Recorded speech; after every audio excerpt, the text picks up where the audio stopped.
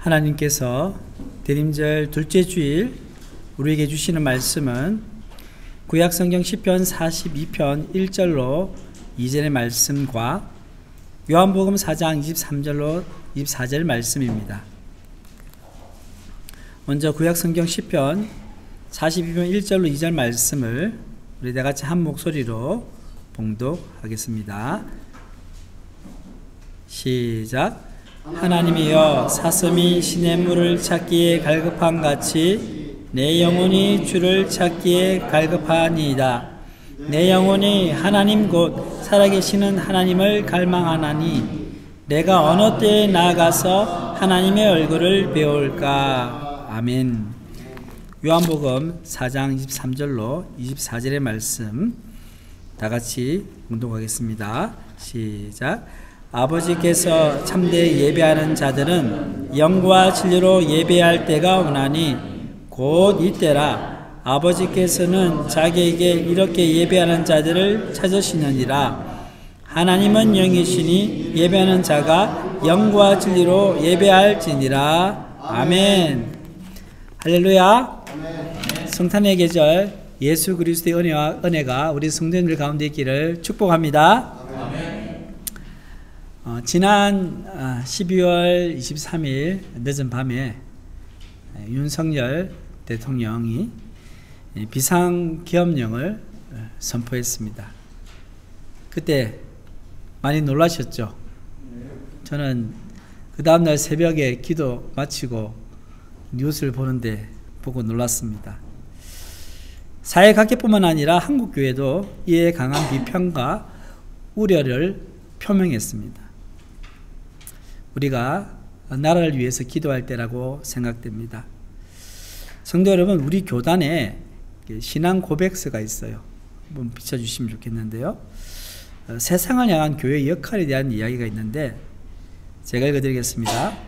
교회는 세상의 부패를 막고 하나님의 공의를 확립하여 모든 사람들이 하나님으로부터 받은 은총을 항유하도록 하며 세상 사람들의 눈이 어두워서 바른 길을 가지 못할 때 그들에게 그리스도의 빛을 비춰줌으로써 어두운 세상을 밝게 해 주어야 한다 라고 되어 있습니다. 그래서 교회이며 성도인 우리는 대한민국 국민인 동시에 하나님의 백성임을 늘 의식해야 됩니다. 그렇게 하면서 현 시대에 일어나는 사건들에 관심을 가져야 됩니다. 그리고 기도하며 하나님의 말씀에 근거해서 올바른 목소리와 행동을 해야 하는 것입니다. 현 정치판을 보면 여당과 야당이 싸우고 정부와 야당이 갈등을 빚고 있습니다. 이런 전국의 혼란에 대한 책임이 일방적으로 한쪽 편이 있다고 말할 수 없을 것입니다. 우리 사회는 왜 이렇게 싸움과 갈등이 일어날까요? 다양한 원인들이 있겠죠. 그렇지만 무엇보다도 갈등 당사자들 사이에 진정한 소통이 부족하기 때문입니다. 소통을 위해서는 역지사지라는 말이 있듯이 상대방의 입장에서 이해하려는 노력이 필요합니다. 무엇보다도 소통을 위해서는 만남이 필요합니다. 만남을 통해서 서로의 진심을 경청하고 갈등의 원인들을 서로 공감하고 협력함으로써 점진적으로 그것을 해소해 나갈 수 있습니다. 그래서 만남이 너무 중요합니다. 만남은 모든 관계를 새롭게 하는 출발점이 될 수 있습니다. 이런 의미에서 이 세상의 그 어떤 만남보다 중요한 만남이 무슨 만남일까요? 하나님과의 만남인 줄 믿습니다. 오늘은 우리가 꿈꾸는 교회 시리즈 설교 3주차 제목이 뭐죠? 예배 공동체입니다. 교회 비전 도표를 보시면요, 우리 교회 비전을 한번 더 힘차게 한번 외쳐봅시다. 시작. 사귐의 공동체와 선교적 공동체로 비상하는 교회. 자, 그리고 이 사귐의 공동체 그리고 선교적 공동체의 두 축이 있는데 그 아래에 우리 6개의 사역 비전이 있어요. 예배 공동체, 이 교제 공동체는 이 사귐의 공동체 안에 들어가 있고요. 그리고 섬김 공동체와 생명 공동체는 선교적 공동체 안에 들어있어요. 그런데 사귐의 공동체와 선교적 공동체 그 서로 이렇게 겹치는 부분이 있죠. 그 안에 뭐가 있어요? 교육 공동체, 양육 공동체가 있어요. 그래서 이 큰 그림을 가지고 우리가 이 말씀을 들었으면 좋겠습니다. 오늘은 이 사귐의 공동체 중에서 예배 공동체에 대해서 말씀을 나누기를 원합니다. 저는 모든 성도가 예배를 드릴 때마다 하나님을 깊이 만나는 놀라운 은혜를 경험하기를 소망합니다. 예, 오늘 이 시간 그런 은혜가 있기를 소망합니다. 예배가 무엇입니까? 우리가 예배를 매주 이게 드리는데요. 예배가 뭘까요? 쉽게 말하면 하나님과의 만남입니다.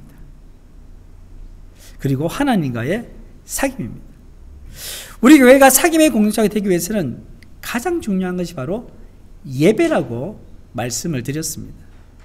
우리는 코로나 시절에 현장 예배를 드리지 못해서 온라인 예배를 드리는 경험을 했습니다. 그때 어땠습니까? 좀 아득하십니까? 예배에 대한 갈망이 있었습니까? 예배에 대한 갈망을 다른 말로 표현하면요, 하나님을 만나고자 하는 간절한 그 절박한 갈망이 있었냐 말입니다. 오늘 읽은 본문 시편 42편은요 하나님과의 만남을 갈망하는 시인의 마음을 보여줍니다. 본문 1절 말씀을 우리 함께 읽겠습니다. 시작. 하나님이여 사슴이 시냇물을 찾기에 갈급함 같이 내 영혼이 주를 찾기에 갈급하니이다. 아멘. 여기에 갈급하다는 단어가 있는데요, 원어의 의미가 여러 가지 있지만 그 중에 딱 눈에 들어오는 게 뭐냐면요, 헐떡거리다. 여러분, 헐떡거린다는 표현 우리 자주는 쓰지 않잖아요. 자, 원어의 의미를 반영해서 다시 읽어보면 이래요.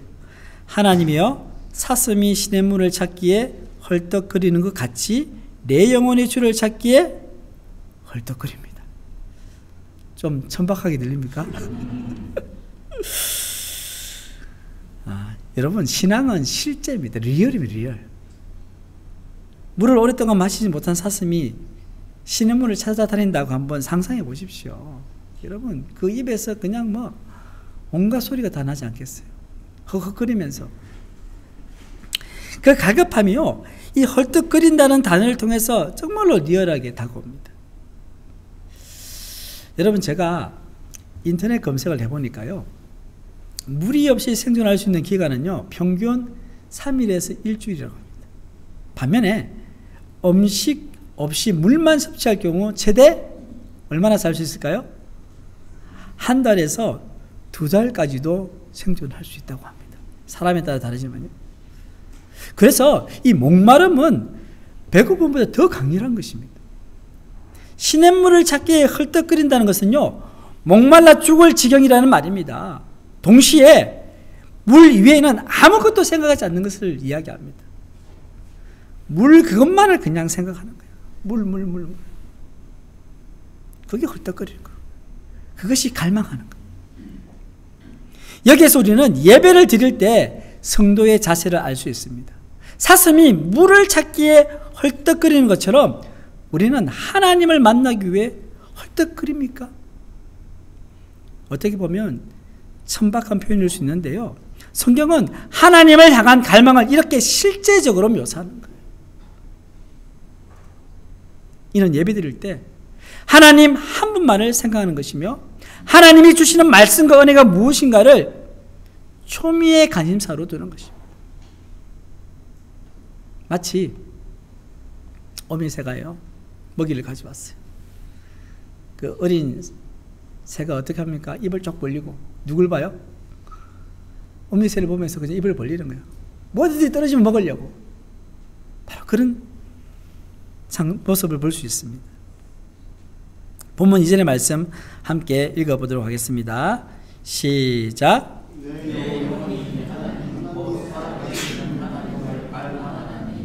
내가 어느 때에 나가서 하나님의 얼굴을 배울까?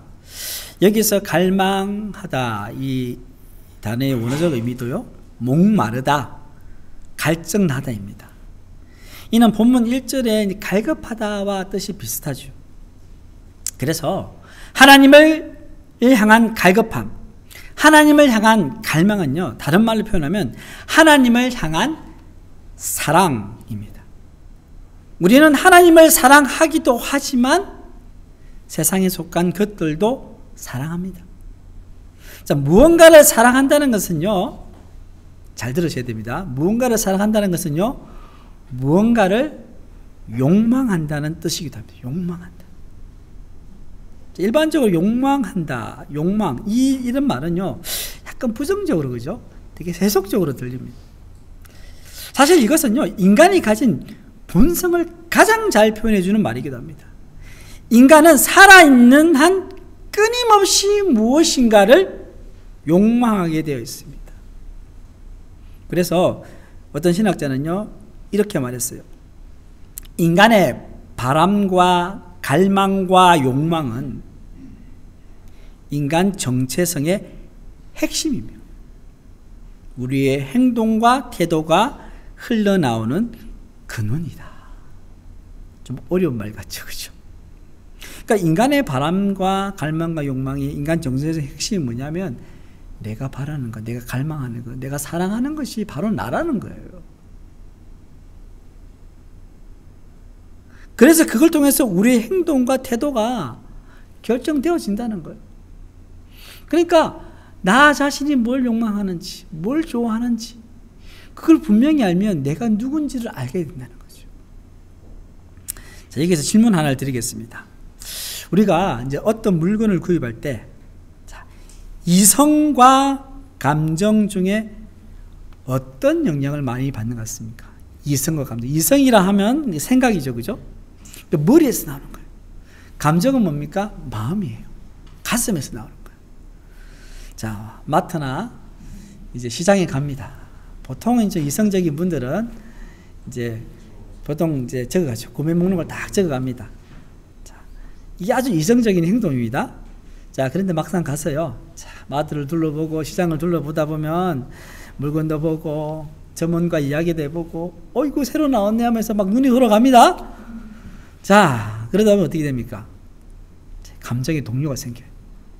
네, 감동을 받아요. 우와, 좋구나. 그럼 어떻게 돼요? 물건을 삽니다. 자, 이런 경우는 종종 있습니다. 여러분 TV 홈쇼핑 볼 때도 막 돌리면 그냥 홈쇼핑이 계속 나오잖아요. 그러다 뭐 보이면요, 나도 모르게 사요. 그러면 나중에 후회하죠. 그리고 우리 여러분 해외 패키지 여행 가신 분들 아시죠? 그 쇼핑 코스가 있잖아요. 안 사기로 다짐해도요, 또 뭐 하나 들고 나와요. 참 사람이 그렇습니다. 그래서요, 사실은 인간은요, 생각에 의한 행동, 머리에서 행동 같지만요, 많은 경우가 마음, 가슴의 움직임에 의해서 행동한다는 거예요. 그게 뭡니까? 욕망이에요, 욕망. 우리의 욕망을 딱 건드리면요, 우리는 행동하게 돼 있는 거예요. 그래서 뭔가를 욕망한다는 것은 내 마음에 뭔가가 있다는 거예요. 내 마음에 있는 것이 내가 욕망하는 거예요.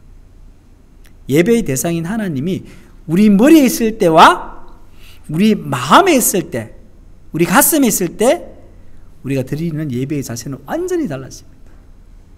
자, 어떤 처녀가요, 맞선을 보러 갑니다. 엄마의 성화에 못 이겨서 나갔죠. 약속 장소에 이제 도착했는데 괜찮은 남자가 다 앉아 있는 거예요. 그런데 별 관심을 두지 않습니다. 그래도 엄마 재미는 있으니까 환한 미소를 지으면서 이 남자의 말을 참 경청하는 척합니다. 그리고 함께 식사까지 하고 쿨하게 헤어집니다. 그리고 뒤도 돌아보지 않고 집으로 왔습니다. 자, 알고 보니 이 처녀 엄마 몰래 따로 사귀는 남자가 있는 거예요. 사랑하는 남자가 있는데 어떤 남자가 눈에 들어오겠어요. 어떤 남자가 눈에 들어오면 그 남자를 진짜 사랑 안 하는 거예요. 정말 그 남자를 사랑하면 다른 남자 눈에 안 들어옵니다. 다른 여자가 눈에 들어오겠습니까? 예배를 드리는 우리의 모습은 어떻습니까? 하나님을 만나러 와서 예배당에 앉았는데 나의 마음은 딴 곳에 가 있어요. 예배 드리는 이 자리에 앉아 있는데 하나님께 예배 드리는 것이 될까요? 예배를 드림에 있어서 가장 중요한 것은요, 여러분, 우리의 마음을 담는 거예요. 우리의 마음이 하나님을 갈망해야 한다는 겁니다. 그런데 우리는 다른 것들을 욕망하며 예배당에 앉아 있을 때가 많은 거예요. 종교개혁자 마르틴 루트는 이런 말을 했습니다. 당신의 마음이 집착하고 신뢰하는 것이 무엇이든지 그것이 진정한 당신의 신이다. 당신의 하나님이다. 무슨 말입니까? 당신의 마음이 집착하고 신뢰하는 것은 다른 말로 하면 당신이 욕망하고 갈망하는 것을 의미합니다. 즉 당신이 욕망하고 갈망하는 것이 신이란 말이에요. 하나님이란 말이에요. 그것이요, 여러분, 그 신이 우상이 될 수도 있고 진짜 하나님이 될 수도 있는 거예요. 하나님을 믿는다는 것은 하나님을 갈망하고 사랑하는 것을 의미합니다. 그런데 우리의 마음을 살펴보면 하나님을 향한 갈망과 사랑이 부족할 때가 많은 것 같습니다. 왜일까요? 그것은 우리의 마음이 하나님을 향하지 않고 세상의 것들을 욕망하기 때문에 그렇습니다. 그래서 종교개혁자 장 깔뱅은 이런 말을 했습니다. 인간의 마음은 우상을 만들어내는 공장이다. 인간의 마음이 우상을 만들어내는 공장이다. 어떻게 해서 이런 일이 가능할까요? 골로새서 3장 5절에 보면 탐심은 우상 숭배를 했어요. 탐심은 뭐라고요? 우상 숭배. 탐심이란 무엇인가를 가지고 싶은 과도한 욕망을 의미합니다. 그 욕망으로 우리의 마음이 가득하면요, 그 안에 또 다른 하나님을 만드는 거예요. 돈을 과도하게 욕망하면 돈이 우상이 되는 거예요. 돈이 내 신이 되는 거예요. 우리의 자녀가 우상이 될 수 있습니다. 우리의 취미생활이 우상이 될 수 있어요. 그리고 여러분이 하고 있는 일이 우상이 될 수 있어요. 그래서 하나님보다 더 사랑하는 것, 다시 말해서 하나님보다 더 욕망하는 것이 우상이라는 말이에요. 우리의 마음은 우상의 공장이 될 수도 있고 또한 예배 처소도 될 수 있어요. 이것은 우리가 하나님을 어떻게 예배하느냐에 달려 있습니다. 이것은 단순히 한 주에 한 번 교회당에 와서 예배를 드리는 것뿐만 아니라 그런 의미가 아닙니다. 사실 진정한 예배는요, 우리 삶의 모든 영역과 다 연결되어 있어요. 오늘 요한복음의 말씀에 보면요, 예수님이 사마리아 여인과 대화를 하는 장면인데요, 예배에 대해서 중요한 말씀을 하셨습니다. 본문 23절로 24절 말씀인데 요한복음 같이 한번 읽어보겠습니다. 시작. 아버지께 참되게 예배하는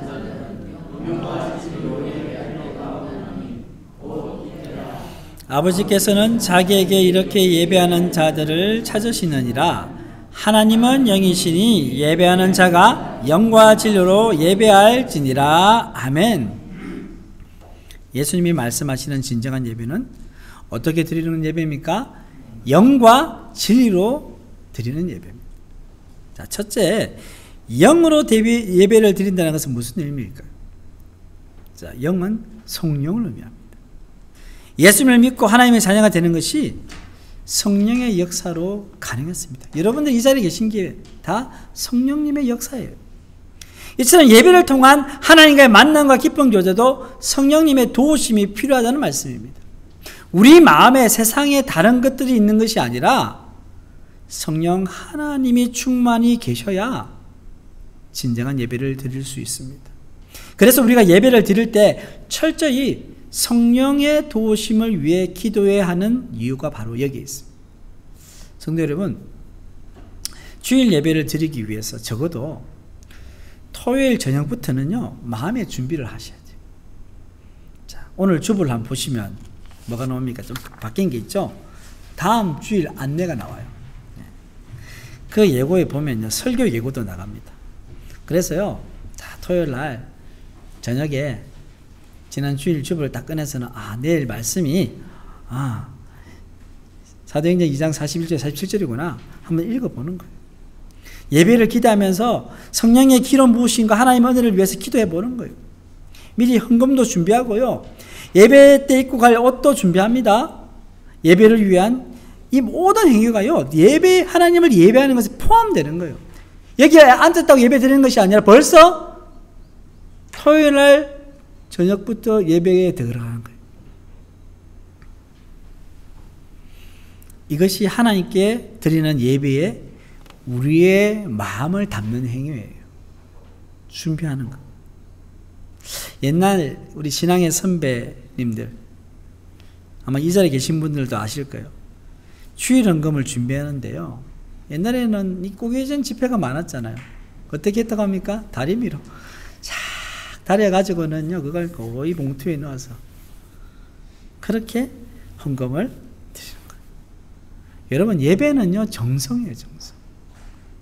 하나님을 믿지 않는 사람들이 제사를 지낼 때도 얼마나 정성을 들여요. 예배는 정성을 다하는 것입니다. 이렇게 예배를 향한 사모함이 있는데 어떻게 은혜를 받지 않을 수가 있겠습니까? 둘째로, 진리로 예배를 드린다는 것은 무엇을 의미할까요? 예수님은 스스로 내가 곧 길이요 진리요 생명이라 말씀하셨어요. 그러니까 진리가 예수 그리스도. 이 진리신 예수님은요, 세상을 향한 복음이세요. 그래서 진리로 예배를 드린다는 것은 예수 그리스도의 복음을 듣고 거듭난 사람만이 하나님께 예배 드릴 수 있다는 말씀입니다. 예수님을 믿지 않으면요, 예배의 자리에 와도 뭐가 없어요. 어떤 영적 교감도 없습니다. 또한 진리는요, 하나님의 말씀입니다. 그래서 진리로 예배 드린다는 말은 예배는 항상 하나님의 말씀에 의해 인도하심을 받아야 한다는 말입니다. 그래서 예배에 항상 하나님의 말씀이 있는 것입니다. 하나님의 말씀이 성령의 감동하심으로 우리 가운데 임할 때 우리는 하나님과의 깊은 만남을 가질 수 있는 거예요. 우리가 찬양을 하고요, 기도하고요, 다 하나님께 예배를 드리는 한 순서예요. 그리고 이 말씀 가운데, 선포되는 말씀 가운데 성령께서 역사하셔서 우리를 더 깊이 만나주신다. 그래서 설교가 예배에서 차지하는 비중이 큰 것입니다. 왜냐하면 설교를 통해서 성도는 하나님의 음성을 듣고 그분을 깊이 알아갈 수 있기 때문입니다. 우리 속에 있는 욕망은요, 퍼내고 퍼내도 다시 차오르는 샘물과 같습니다. 우리는 욕망을 제거할 수 없습니다. 그러나 욕망이 향하는 방향은 바꿀 수 있는 거예요. 그래서 우리가 욕망하는 것이 곧 우리가 예배하는 것이 됩니다. 이 말은 우리의 예배가 우리의 삶과 아주 밀접한 관계가 있다는 말입니다. 앞에서 언급한 것처럼 욕망한다는 것은 무엇인가를 바라고 살아가는 것입니다. 우리의 욕망이 하나님께 방향이 잡히면 그것은 하나님을 사랑하는 것이 됩니다. 신앙생활이 무엇입니까? 하나님을 사랑하고 이웃을 사랑하는 것입니다. 심플한 거예요. 복잡한 게 아니에요. 신앙생활은 하나님 사랑하고 이웃을 사랑하는 것입니다. 예배는 하나님을 향한 사랑의 표현입니다. 우리가 드리는 예배의 순서에 우리가 하나님을 향한 사랑을 담아 드릴 때 그것이 진정한 예배가 되는 것입니다. 그래서 진정한 예배는 주중의 세상 속에서 살아가면서 하나님을 잊지 않고 그분을 사랑하며 섬기다가 주일 예배 시간에 나와서 그 사랑을 마음껏 하나님께 표현하는 거예요. 찬양하면서 기도할 때 우리의 마음을 담아드리고 하나님의 말씀을 들을 때 사랑을 어떻게 표현해요? 그냥 한 말씀이라도 더 들으려고 막 그 간절한 마음으로 듣는 거예요. 이렇게 할 때 우리의 예배는요, 하나님께서 기뻐하시는 예배가 될 수 있습니다. 그래서 교회에서 드리는 공예배 있잖아요. 주일 예배, 수요 예배, 새벽 기도회 등이 있는데 이것도 잘 드려야지만 우리의 삶이 하나님 앞에 드려지는 예배가 되어야 합니다. 로마서 12장 1절 말씀입니다. 우리 함께 읽어보겠습니다. 시작. 그러므로 형제들아 내가 하나님의 모든 자비하심으로 너희를 권하노니 너희 몸을 하나님이 기뻐하시는 거룩한 산제물로 드리라. 이는 너희가 드릴 영적 예배니라. 아멘. 여기서 있잖아요. 너희 몸을 하나님이 기뻐하시는 거룩한 산제물로 드리라 했는데 여기 너희 몸이란 건요 단순히 육체만 이야기하는 게 아니에요. 우리의 전 인격체를 의미합니다. 우리의 몸과 영은 분리되어 있는 것이 아니라 통합되어 있어요. 그러므로 하나님께 거룩한 산제물로 드린다는 것은 우리의 삶 전체가 하나님께 드려지는 예배가 되어야 한다는 말씀입니다. 이런 무엇보다도 매일의 삶 속에서 우리의 욕망이 하나님을 향해 있어야 한다는 말입니다. 우리의 삶이 예배가 될 때 우리는 삶 속에서 생활 선교사로서 살아갈 수 있습니다. 생활 선교사의 줄임말이 뭐라고 했죠? 생선. 우리는 삶 속에서 생선으로 살아갈 수 있습니다. 네. 생활 선교사로 살아갈 수 있습니다. 우리의 삶이 예배이니까 그것을 보고 있는 세상 사람들 보십시오. 삶의 예배를 드린 자가 주일의 예배 자리에서 하나님께 진정한 예배를 드릴 수 있습니다. 또한 삶의 예배를 드린 자가 선교적인 삶을 살아갈 수밖에 없는 것입니다. 사랑하는 성도 여러분, 이제 말씀을 마무리하겠습니다. 새물교 교회가 사귐의 공동체와 선교적 공동체로 비상하기 위해서는 먼저 우리 교회가 예배 공동체가 돼요. 예배한다는 것은 사실 우리의 욕망에서 출발합니다. 예배는요 욕망에서 출발합니다. 여러분들. 그냥 예배 시간에 와서 참여하는 것이 아니라요 내 깊은 심령과. 그래서 여러분들 예배 시간 예배를 드리기 전에 기도하실 때 내 마음에 무엇이 있는지를 들여다 보셔야 돼요. 그걸 내가 두고 예배 드리면요 하나님께 온전한 예배를 드릴 수가 없는 거예요. 만약에 엉뚱하게 들어있으면 예배 전에 어떻게 해야 돼요? 회개하고 하나님 이걸 제거해 주세요. 죽게 나가야 되는 거예요. 무엇을 욕망하며 무엇을 갈망하며 무엇을 사랑하며 살아가고 있는지를 늘 우리는 보아야 됩니다. 그에 따라서 우리의 예배의 대상이 바뀔 수 있습니다. 하나님을 욕망하시기를 바랍니다. 아멘. 하나님을 갈망하시기를 바랍니다. 아멘. 하나님을 사랑하시기를 바랍니다. 아멘. 우리가 말씀을 읽고 기도하며 예배의 자리를 사모하는 것이 바로 우리 마음에 하나님을 욕망하고 갈망하기 위한 것입니다. 이번 한 주 다른 무엇보다도 하나님을 마음속에 담아 그분과 친절한 교제 시간을 가지며 삶의 예배를 드리는 모든 성도들 다 되시기를 주님의 이름으로 축원합니다. 아멘. 사랑의 하나님, 오늘 예배를 통해 우리를 부르시고 하나님을 향한 갈망과 사랑으로 채워주심에 감사드립니다. 우리의 마음이 하나님의 외의 것들로 흔들리지 않고 오직 하나님께 집중하는 참된 예배자로 서게 하여 주옵소서. 하나님, 우리의 삶이 거룩한 산제물로 드려지는 영적 예배가 되기를 소망합니다. 우리의 모든 순간이 하나님께 드려지는 헌신과 사랑의 고백이 되게 하시고 진리와 성령 안에 살아가는 삶의 예배자로 살아가게 하여 주옵소서. 세상의 유혹을 넘어 하나님을 갈망하며 말씀과 기도로 하나님의 뜻에 순종하게 하옵소서. 새물교회가 예배의 본질에 충실하며 사귐과 선교의 사명을 온전히 이루는 공동체 되게 하여 주옵소서. 우리를 예배자로 세우신 예수님의 이름으로 기도드립니다. 아멘.